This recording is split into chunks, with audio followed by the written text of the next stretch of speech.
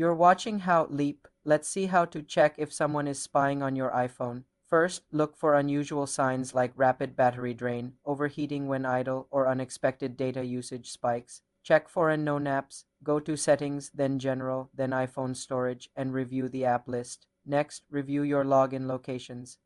Go to Settings, tap your name, then Devices. Remove any unfamiliar devices. Check for unfamiliar call forwarding. Dial 06 to get your IMEI. Compare it to the number on your SIM tray or box.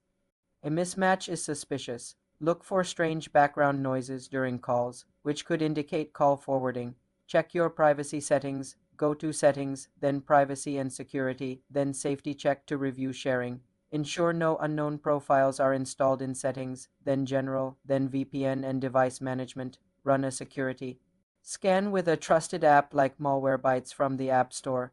Update your iOS to patch vulnerabilities. If you strongly suspect spying, back up your data and perform a factory reset via Settings, then General, then Transfer or Reset iPhone. For more simple iPhone security tutorials, subscribe to the channel.